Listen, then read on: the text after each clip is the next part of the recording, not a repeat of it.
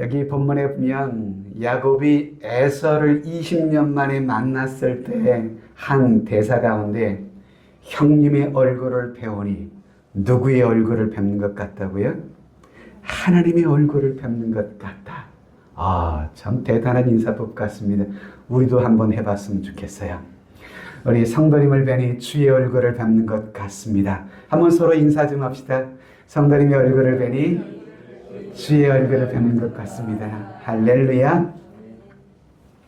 오늘은 이 말씀으로 위기를 기회가 되게 하려면 이란 말씀으로 주의 음성을 함께 나누었으면 좋겠습니다.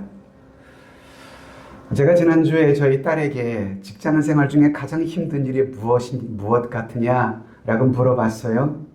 그랬더니 월급만도 아니었어요. 과도한 업무만도 아니더라고요. 정작 직장을 생활하는 본인에게 자신을 가장 힘들게 하는 것은 때로 인간관계라 이렇게 많은 사람들도 이야기를 하더라고요. 여러분 아무리 좋은 직장생활 속에서도요. 인간관계가 나빠지면 일에 임하는 능률도 떨어지고 생산성도 떨어지고 모든 일이 맡겨진 것들이 기쁨은 사라지고 힘만 들어요. 그래서 관계가 불편해지면 마음도 불편해지고 그 일에 임하는 행복과 즐거움도 결국 사라지게 되는 거지요. 멋진 차를 타는 것보다도 인간관계가 그래서 더 중요할 것 같습니다. 넓은 집에 사는 것도 좋긴 하지만 관계가 원만해야 가족 간에도 행복으로 가득할 수 있지 않을까요? 전 성도의 능력은 다른 것에 있는 것이 아니라 관계를 잘 맺는 것이 바로 성도의 믿음의 능력이라고 그렇게 생각합니다. 주위의 수많은 다양한 사람들과 좋은 관계를 맺으며 살아가는 것, 그것이 그의 신앙의 능력이자 그의 신앙 자체인 것입니다. 여러분 아무리 믿음이 보이는 좋다고 할지라도 주변의 사람들과의 관계가 원만하지 못한다고 한다면 그것은 본인뿐만 아니라 주변의 사람들에게도 행복을 주지를 못해요. 기쁨이 없습니다. 결국 여러분 믿음이라는 건 뭡니까? 믿음이라는 것은 관계 속에서 증명이 되는 것입니다. 그래서 우리의 믿음 생활은 관계를 떠나서는 사실 존재할 수가 없어요. 그래서 믿음이라는 것은 여러분 하나님과의 관계와 그리고 사람과의 관계를 기초로 하여 시작되고 자라가게 되는 것 아닙니까? 여러분 구약의 10계명이 바로 이 두 가지의 관계를 보여주는 것 아니던가요? 1계명부터 4계명까지는 하나님과의 수직적인 관계에서 지켜야 할 계명이라고 한다면 5계명부터 10계명까지는 인간과의 상호간의 관계 속에서 우리가 지켜야 할 관계들이에요. 즉 믿음이라는 것은 뭡니까? 하나님과 사람과의 관계 속에서 증명되는 것, 그것이 곧 믿음이다 라고 말할 수가 있겠지요. 자, 오늘 본문으로 한번 돌아볼까요? 오늘 본문의 야곱은 형 에서와의 힘든 만남을 지금 눈앞에 두고 있습니다.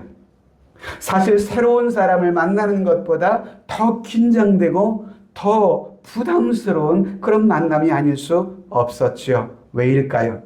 야곱은 지난 20년간 형을 속여서 형이 받아야 할 복을 가로챈 그 일로 말미암아 분노한 형을 피하여 외삼촌 라반의 집에 그동안 거주하고 있었지 않아요?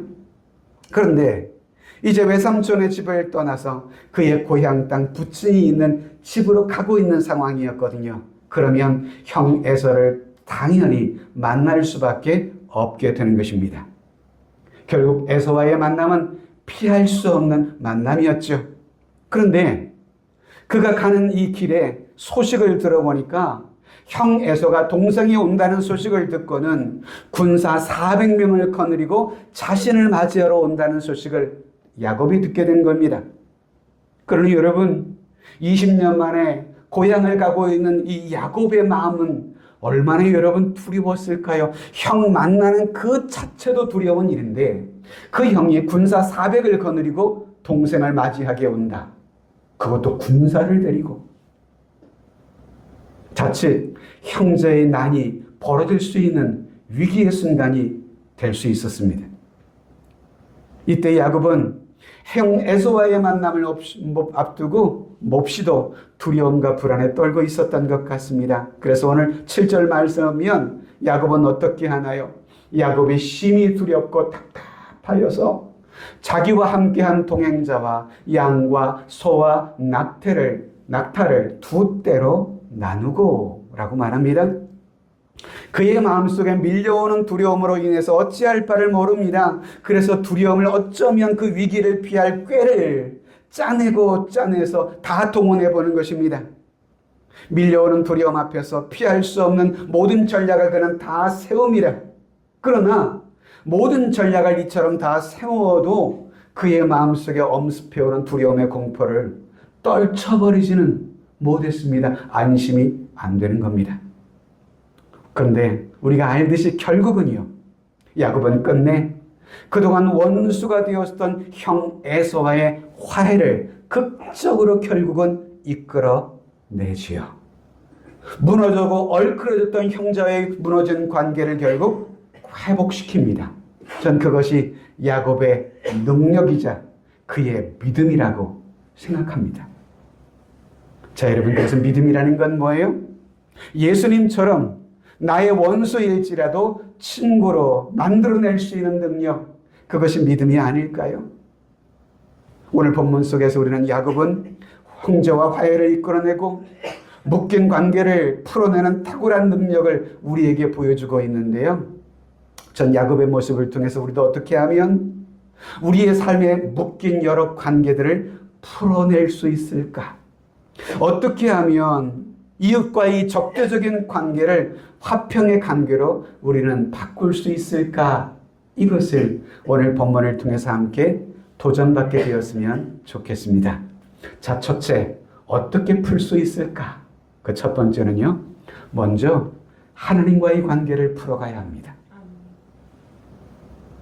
그리스도인의 모든 관계의 우선순위는 사람이 먼저가 아닙니다.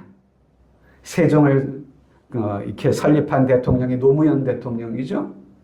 노무현 대통령의 슬로건이 사람이 먼저다 였는데요. 여러분, 성도는요, 사람이 먼저가 아닙니다. 우리 성도는요, 하나님과의 관계가 먼저여야 합니다. 그러므로 내 앞에 있는 어떤 문제를 풀기 전에 우리 먼저 하나님과의 관계를 먼저 풀 수 있도록 힘써야 합니다. 즉, 하나님과의 관계가 회복이 되어져야 한다라고 하는 이 말입니다. 마태복음 7장에 보시면 예수님께서 이런 말씀을 해주셨어요. 이것을 복음의 황금률이라 이렇게 부르는데요. 그러므로 무엇이든지 남에게 대접을 받고자 하는 대로 너희도 남을 대접하라. 이것이 율법이요, 이것이 선지자니라 라고 말합니다. 즉, 예수님의 말씀의 핵심은 뭐예요? 무엇이든지 남에게 내가 대접을 받고자 하는 그대로 너도 남을 대접해 주라, 이 말 아니에요? 여러분, 황금률이라는 것은 모든 삶에 적용되는 공통된 원리가 황금률이라 이렇게 부르는 것입니다. 예수님의 이 말씀은 구약의 모든 성경이 가르치고 있는 성도의 삶의 원리이자 지혜임을 말씀해 주는 거예요. 그래서 온줄법과 선지자의 강령이라고 말씀해 주는 것입니다. 소위 여러분, 예수님께서는 우리의 삶의 관계의 중요성을 지금 강조하고 계시는 것 같습니다. 여러분, 그렇지 않나요? 관계가 깨지면요, 모든 게 다 깨어집니다. 관계가 깨어지면요, 삶의 행복도 깨어지고 맙니다. 그렇다면 여러분, 우리가 관계를 우선하는 삶을 배우기 위해서 무엇을 우리는 필요할까요? 전 먼저 생각하는 능력을 좀 키울 수 있는 우리들이 됐으면 좋겠어요. 무슨 능력이요? 생각하는 능력이요. 즉, 자신이 남에게 대접을 받고자 하는 것이 무엇인지를 먼저 생각할 수 있는 능력이 있어야 해요. 그래서 남에게 그처럼 대접을 받기를 내가 원하고 있다면, 그러면 나 자신이 먼저 남을 대접하는 기술을 배우고 익혀야 한다는 것입니다. 근데 이것은요, 하루아침에 배워지는 것이 아니더라고요. 삶 속의 다양한 관계 속에서 이것을 익히고 실천하며 훈련해 가야만 하는 것입니다. 무슨 일이든 하루아침에 이룰 수는 없는 노릇 아닙니까? 수많은 실수와 실패를 통과하면서 우린 결국 성장해가고 성숙해 가게 되는 것입니다. 예수님께서 이런 복음의 황금률을 주실 때에 사람과 사람의 관계에 초점을 두신 것은 분명한 사실입니다. 그러나 그 기초에는 먼저 하나님과의 관계가 우선되어 있었다는 사실을 우린 기억할 필요가 있습니다. 그래서 예수님은 구약의 모든 계명을 두 가지로 요약하시면서 첫째 되는 우선되는 계명을 무엇에 두셨을까요? 마태복음 22장에 보시면 예수께서 이르시되 너의 마음을 다하고 목숨을 다하고 뜻을 다하여 주 너희 하나님을 사랑하라 하셨으니 이것이 크고 첫째 되는 계명이요 라고 말씀하셨어요.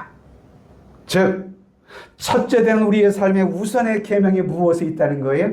하나님을 먼저 사랑하는 것에 있다는 것입니다. 그러니 여러분, 우리가 가장 먼저 관심을 기울여야 할 가장 중요한 관계가 뭐냐? 나와 하나님과의 관계입니다. 하나님과의 관계가 바로 잡힐 때 주변의 모든 인간과의 관계 또한 바르게 여러분 잡힐 수가 있게 되는 거예요. 그래서 예수님은 기도에 관해서도 교훈하시면서 하나님과의 관계를 우선해야 함을 또한 강조하셨는데요. 마태복음 6장에 보시면 그런즉 너희는 먼저 그의 나라와 그의 의를 구하라. 그리하면 이 모든 것을 너희에게 더하시리라. 먼저 구할 것이 있다는 거예요. 뭐를요? 하나님의 나라와 하나님의 의를 먼저 구하라는 거예요. 하나님과의 관계에서 오는 그 은혜를 먼저 구하라는 것입니다. 자, 오늘 본문의 야곱을 가봅시다. 야곱은 우리가 그동안 살펴보았듯이 다른 사람에 비해서 자신의 생각과 꾀가 참 많았던 믿음의 사람 중에 한 사람이에요. 우리 아들이 늘 예배 때마다 여러분들이 보고 있는 이 설교의 자막을 준비하고 있는데요. 어제 그런 말을 하더라고요. 아빠, 내가 설교 자막을 이렇게 영상을 준비하다 보니까 야곱은 대단한 사람 같다네요. 무슨 대단한 사람? 참 인간적인 장꾀가, 요즘 세상 말로 잔머리가 참 많은 사람 같다고, 꾀가 많은 사람 같다는 그런 말을 하더라고요. 창세기 여러분 32장에서 우리는 그의 분주한 마음을 읽을 수가 있는데요. 야곱은 형 에서를 두려워하고 불안한 마음 속에서 자신을 보호하기 위해서 자신의 그동안의 모든 소유를 세 대로 나누어서 앞서가게 했습니다. 그리고 오는 형 에서를 위해 수많은 예물을 준비해 놓습니다. 어쩌면 야곱은요, 모든 관계를 돈이면 다 해결할 수 있을 것이라 라고 생각했던 사람인지도 모르겠습니다. 20절을 한번 같이 읽어봅시다. 시작. 또 너희는 말하기를 주의 종 야곱이 우리 이는 야곱이 말하기를 내가 내 앞에 보내는 예물로 형의 감정을 분우에 대면하면 형이 혹시 나를 받아주리라 함이었더라. 형을 위해 수많은 예물을 미리 준비해놓고 가장 먼저 뇌물로 먼저 공세를 하고자 한 것이죠. 그리고 자신의 두 철을 그 다음 때에 나누고 자신은 맨 끝에서. 참 대단한 사람의 머리 굴리는데. 근데 저희 아이가 발견한 게 뭔지 아세요? 두 번째 때에 레아와 라헬이 있잖아요. 둘 중에 누구를 더 야곱이 사랑했다 했어요? 라헬을 더 사랑했잖아요. 두 때의 순서였던 레아와 라헬의 순서도요, 먼저 레아를 앞에 있게 하고 그리고 뒤에 라헬을 끝에 붙였어요. 요셉과 라헬을요.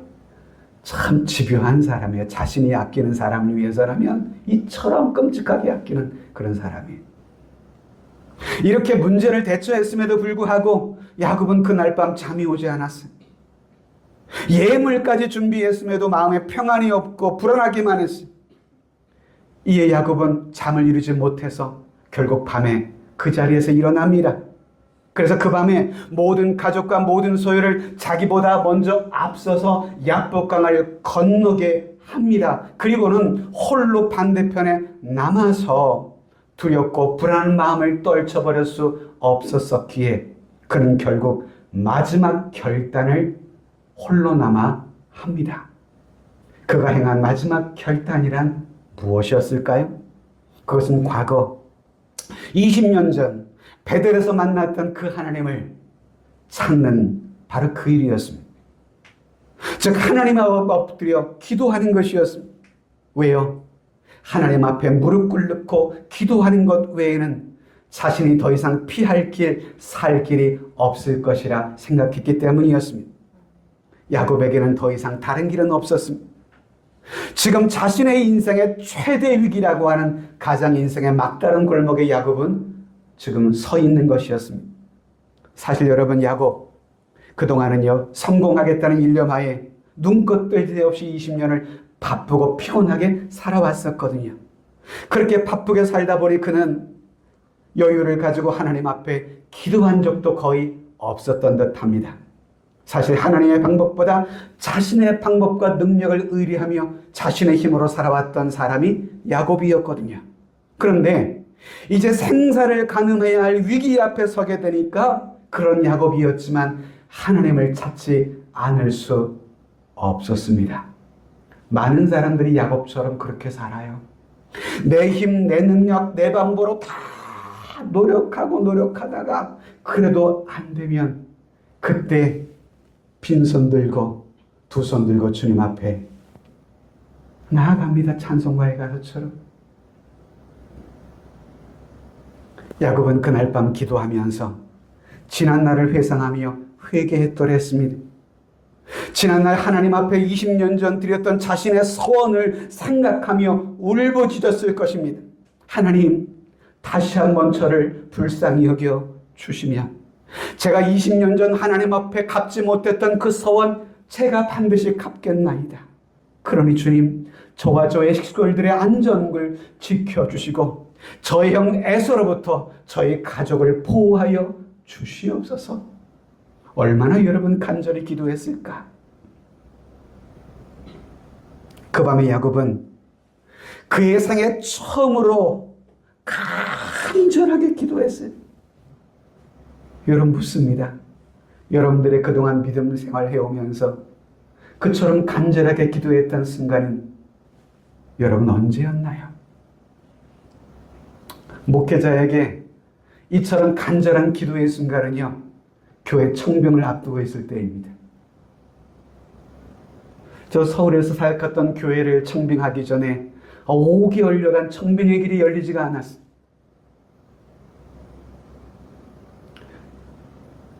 저 사모가 그러더라고요. 여보, 하나님께서 당신의 기도를 원하시는 것 같아요. 제가 그 얘기를 듣고 목사가 아멘 해야지 어떡하겠습니까? 그 집 가까이에 개척한 후배 목사가 있었기에 가서 철회로 제가 기도했어요. 하나님, 종을 불쌍히 여기시고 인도해 주십시오. 그래서 제가 결단하기를, 하나님, 저를 가장 먼저 부르는 교회, 그곳이 어떤 지역이든 어떤 교회든 제가 순종하며 갈게요. 그래서 간 곳이 서울이었거든요. 또 세종에 개척하기 전에 저희 아내와 함께 많이 기도했습니다. 하나님, 종의 남은 생에 하나님 불쌍히 여겨주시고 주님 원하시면 저에게 다시 한번 이 소명을 따라 순종하며 살아갈 길을 열어 주옵소서. 그렇게 응답받은 것이 바로 이곳, 또 여러분들 저와 만남입니다. 밤새도록 하나님과 야곱은 씨름했습니다. 오늘 본문 26절을 볼까요? 그가 이르되, 이 천사입니다. 그가 이르되 날이 세려하니 나로 가게 하라. 야곱이 이르되 당신이 내게 축복하지 아니하면 가게 하지 아니하겠나이다. 우리는 여기서 그의 기도가 얼마나 간절했는지를 엿볼 수 있습니다. 성경은 그가 하나님과 씨름하였다고까지 이야기했습니다. 여러분, 호세아서 12장에 보시면 호세아 선지자는 그 밤의 야곱의 씨름 장면에 대해서 이렇게 말하기도 했는데요. 야곱은 모태에서 그의 형의 팔꿈치를 잡았고 또 힘으로는 하나님과 겨루되 천수와 겨루어 이기고 울며 그에게 간구하였으며, 그는 통곡하며 기도했다는 것입니다.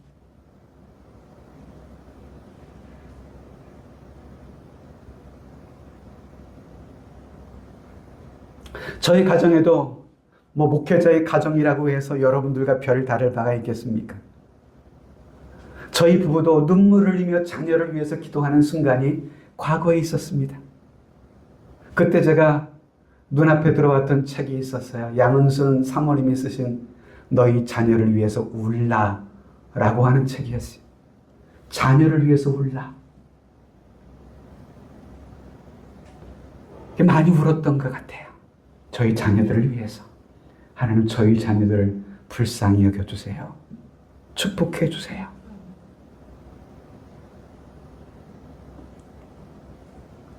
야곱은 자신의 생애에 만난 최대의 위기를 극복하기 위해 철야로 하나님께 복을 간구했던 사람이었어요. 여러분, 지혜로운 성도란 어떤 성도인 줄 아세요? 문제가 있을 때만 기도하는 거 아니에요. 평안할 때도 기도하고 위기를 만날 땐 더욱 기도하고 그렇게 하나님을 찾는 성도예요. 야곱은 그의 삶 속에 수많은 실패와 시련을 겪으면서 이제 그의 삶의 우선순위를 무엇에 두어야 하는지를 깨닫게 되었던 것입니다. 즉 두려움과 불안, 삶의 공포가 찾아올 때면 무엇을 먼저 해야 할지를 그는 깨닫게 된 것이지요. 결국 야곱은 기도로 하나님과 씨름하여 이긴 인류 최초의 사람이 되었습니다. 그래서 28절에 보면 하나님은 야곱에게 이렇게 말합니다. 그가 이르되 내 이름을 다시는 야곱이라 부를 것이 아니요 이스라엘이라 부를 것이니 이는 네가 하나님과 및 사람들과 겨루어 이겼음이니라. 할렐루야. 마침내요 야곱은 그가 만난 삶의 위기를 벗어날 수 있는 하나님의 놀라운 축복을 받게 됐습니다.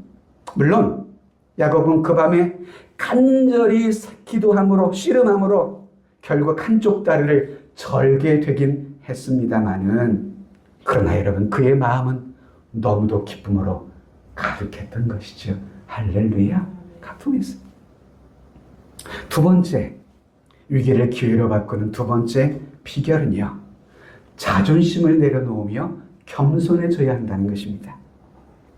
이처럼 밤새도록 하나님께 기도하고 씨름하여 위기를 극복하고 축복을 받은 야곱. 그런 그는 더 이상 교만해지지는 않았습니다. 야곱은 하나님을 만나고 난 후에 오히려 더 겸손해지기를 시작했어요. 그렇습니다, 여러분. 기도하는 사람은요, 겸손해져야만 합니다. 기도하는 사람의 삶에는요, 겸손이라는 삶의 향기가 풍기며 드러나야만 하는데 이상하게 기도를 잘못하는 분들이 있어요. 기도하면 교만해지는 사람이 있어요. 목소리가 깔아집니다. 마치 저 무당들처럼 반말을 찍찍하면서 말이죠. 이상하게 왜 무당들은요, 무슨 연빨이 있다는 사람들은 그 반말을 잘해요. 건방져요 아주. 그건 잘못 성령의 충만함이 아니에요. 주님은 온유하고 겸손하신 분이잖아요. 기도빨을 받았다는 사람이 교만해지면 되겠어요? 자, 오늘 본문의 야곱을 보면 군사 400명을 이끌고 자신에게 찾아오는 형과의 그 화해를 위해서 무너진 형제와의 관계를 회복하기 위해서 그는 자신의 마지막 남은 자존심마저 버립니다. 3절을 여러분 보실까요? 자기는 그들 앞에서 나아가되 몸을 7번 땅에 굽히며 그의 형 에서에게 가까이 가니. 야곱은 형 에서에게 무려 몇 번이나 굽혀 절을 했다고요? 7번이나 했다고요. 여러분, 유대인에게 7이라는 숫자는 완전이라는 수의 의미가 있거든요. 다시 말하면 형을 7번이나 절을 했다는 얘기는 정말 자신의 온 마음을 다하여 그렇게 겸손하게 형을 맞이했다, 이런 뜻을 가질 수가 있겠죠. 여러분, 우리나라도요, 산 사람에게는 한 번 절을 하는 게 예죠. 근데 죽은 사람에게는 더 많은 예를 표하기 위해서 몇 번 절하죠? 2차례를 그렇게 하게 돼 있죠. 우린 그래 2번은 절 안 해요. 한 번만 절하지. 당시 여러분 팔레스타인 문화에 따르면 7번 절한다는 것은 2가지 경우가 있다는 거예요. 하나는 왕을 맞이할 때 7번 절하기도 하고, 또 죽을 죄인이 자신의 생명을 구원해 줄 것을 간절히 요청할 때 7번 절을 한다라고 합니다. 자, 여러분, 에서가 어떤 사람이에요? 에서는 야곱의 쌍둥이 형이었잖아요. 쌍둥이 형. 그러니 여러분, 형제 사이에 갖출 그런 여러분 예절은 7번 절하는 건 사실 아니죠. 근데 이런 야곱의 이런 모습을 어떤 분들은 야곱의 기회주의적이고 약삭빠른 꾀가 많은 사람이라고 비난하는 분들도 없지 않아 있습니다만은, 그러나 성경은 그렇게만 말하진 않는 것 같아요. 여러분, 주님께서 우리에게 뭐라고 말씀하셨어요? 으뜸이 되길 원한다면 종이 되고, 섬김을 받길 원한다면 섬기는 자가 되고, 높아지길 원한다면 낮아지는 자가 되라고 주께서 말씀하셨잖아요. 어쩌면 야곱의 이런 모습은요, 그의 믿음이 결국 그만큼 성숙해진 결과일 뿐이라, 그의 믿음의 표현이라 이렇게 볼 수가 있을 것 같습니다. 낮출 필요가 없는 사람에게까지도 철저히 낮출 수 있었다는 것은, 그것은 성령이 주는 능력이 아닐 수 없었다는 것입니다. 여러분, 이것은 비굴한 것이 아닌 것입니다. 비굴한 것이 아니에요. 하나님의 본체이신 예수 그리스도, 그분은 인간의 몸을 입고 이 땅에 오셔서 당신의 무릎을 꿇으시고 친히 병자들을 고치셨어요. 또한 냄새나는 제자들의 발을 여러분 종이 씻겨야 할 만한 마땅한 일들을 주님이 스승이신 그분께서 제자들의 발을 친히 씻기신 분이세요. 이것이 비굴한 행동이라고 말할 수 있을까요? 아니죠. 그것은 섬김의 능력인 것입니다. 여러분, 지혜로운 사람이라면 7번 절을 해서 화해가 이루어진다고 한다면 왜 그것을 하지 못할 수 있겠어요? 내 자존심을 꺾고 내가 조금만 수모를 당해서라도 이웃과 평화할 수만 있다면 왜 그것을 하지 못하겠어요? 그것이 지혜로운 사람 아니던가요? 내 주변에 죽어가는 영혼을 얻을 수만 있다고 한다면 그들 앞에 엎드릴 수 있는 일이라도 왜 여러분 하지 못할까요? 사실 살다 보면 자존심 상할 때가 많습니다. 사모와 함께 월요일 오전이면 이 전도지와 물품을 들고 세도암동 지역에 나가는데요. 전도지와 물품을 전할 때면 예의 있게 받아주는 분들도 있지만 어떤 분들의 표정과 제스처를 보면 마치 무슨 전단지 돌리듯이 그렇게 그런 사람으로 보는 분들의 시각도 느껴집니다. 목회 잘하도요, 마음이 약간 빈정이 상하기도 해요. 근데 내가 왜 일을 하고 있지? 이 일의 동기를 다시 한번 살펴보는 거죠. 내가 저 사람들한테 이렇게 비아냥을 거를 듯한 그런 사람인가 내가? 근데 이 일을 하는 이유가 뭐예요? 저들에게 생명을 전하기 위해서, 예수 그리스도를 전하기 위해서. 그래서라면 내 자존심 하나 꺾는 게 무엇이 그렇게 대수인가? 이렇게 생각하니 오히려 마음에 기쁨이 오더라고요. 할렐루야. 여러분, 우리 주 예수님은요, 자신의 목숨까지 내어놓으셨어요. 멸시창대의 십자가를 지셨어요. 발가벗긴 죄, 여러분, 성가에는 예수님께서 하체를 가리신 것처럼 나오지만 사실은 죄인은요, 발가벗긴 채 십자가에 달렸다고 합니다. 그러니 예수님은 벌거벗긴 채 십자가에 달리신 상황이 있었을 것입니다. 그 예수님을 향해서 밑에 있는 사람들은 침뱉으며 조롱하던 그런 수많은 사람들, 그들에게 주님은 수모와 모욕, 멸시를 당하셨거든요. 그분이 누구이시길래? 하나님의 아들, 그들을 창조하신 창조주이셨잖아요. 그분이 아무런 죄 없이 억울하게 죽임을 당하신 사건 아니시던가요? 누구를 위해서?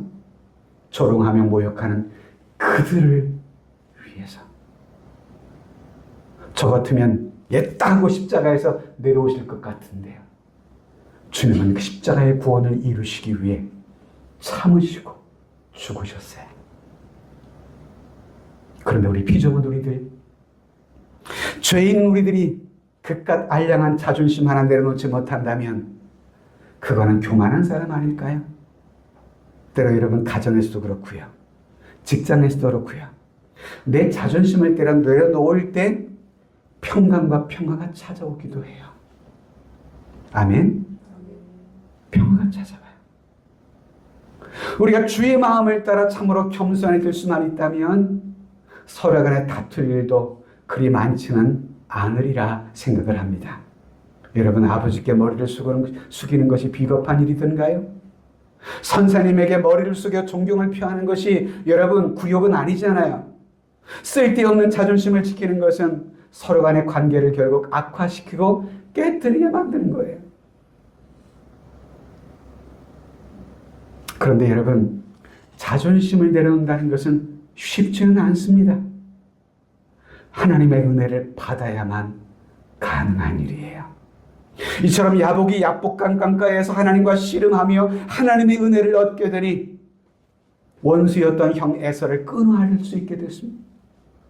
그처럼 자존심이 강했던 야곱이 자존심을 꺾고 겸손해지니 헝클어진 그의 삶의 관계들이 회복되기 시작하더라 이 말입니다. 사도 바울은 어떠했을까요? 그는 영혼을 얻기 위해서라면 무슨 일이든 어떠한 일이든 할 수 있음을 다음과 같이 고린도전서 9장에서 이렇게 고백을 했습니다. 유대인들에게 내가 유다인과 같이 된 것은 유대인들을 얻고자 함이 아니요 유대인들을 얻고자 하며 율법 아래 있는 자들에게는 내가 율법 아래 있지 아니하나 율법 아래에 있는 자같이 된 것은 율법 아래에 있는 자들을 얻고자 하며 율법 없는 자에게는 내가 하나님께는 율법이 없는 자가 아니요 도리어 그리스도의 율법 아래에 있는 자이나 율법 없는 자와 같이 된 것은 율법 없는 자들을 얻고자 함이라. 약한 자들에게 내가 약한 자와 같이 된 것은 약한 자들을 얻고자 하며 내가 여러 사람에게 여러 모습이 된 것은 아무쪼록 몇 사람이라도 구원하고자 함이니. 이러한 사람에게는 이러한 사람인 것처럼 저러한 사람에겐 저런 사람의 모습처럼 이렇게 자신을 변화시켜 간 것, 이것이 여러분 바울이 그의 줏대가 없어서 이런 행동을 하신 걸까요? 아니에요. 그의 이 행동의 소신의 배경이 무엇이에요? 이렇게 여러 사람에게 여러 모습이 된 이유는 아무쪼록 몇 사람이라도 구원하고자 함이니. 한 영혼을 얻기 위해 자신의 자존심 내려놓았던 것입니다. 이처럼 야곱의 자존심을 버리고 7번이나 형에게 절을 하며 예를 다하니 여러분 원수였던 형마저 감동하지 않겠습니까? 에서는 그걸 보며 생각했을 것입니다. 옛날에는 저놈이 자존심이 강했는데 어떻게 저렇게 변할 수가 있지? 내가 동생에게 대해서 오해했구나 라고 생각하지 않았을까? 이에 에서는 그렇게 7번이나 저라는 동생 앞에서 다가와서 20년처럼 원수처럼 여기며 살았던 동생 야곱을 4절에 어떻게 여러분 하든가요? 같이 4절을 읽어봅니다. 시작. 에서가 달려와서 그를 맞이하여 안고 목을 어긋 맞추어 그와 입 맞추고 서로 우니라. 이게 너무 감동적인 장면 아니던가요? 원수처럼 여기며 살았던 지난 20년의 세월, 야곱이 하나님의 은혜를 얻고 겸손해져서 형의 마음을 품기 시작하고 7번 절할 때 에서의 마음이 녹아지기 시작한 것입니다. 얼음장 같은 형의 마음을 녹아지게 만들고 감동을 줬던 거예요. 우리도 마찬가지 아닐까요? 사소한 내 감정, 내 자존심을 버리고 낮아지고 겸손해질 수 있다면 우리 또한 우리의 이웃들을 감동시키며 살아가게 되는 믿음의 증명이 될 줄로 믿습니다. 말씀을 이제 맺어보려고 합니다. 오늘 야곱은 어떻게 그의 위기를 극복했을까? 그는 그동안 잊고 살았던 그의 삶의 우선순위를 회복했던 것이에요. 그가 깨달았던 우선순위가 뭐라고요? 하나님과의 관계. 그래서 하나님께 밤새도록 씨름했던 거예요. 그래서 그 씨름을 통해서 하나님에게 무엇을 얻어서 이름을 바꾸잖아요.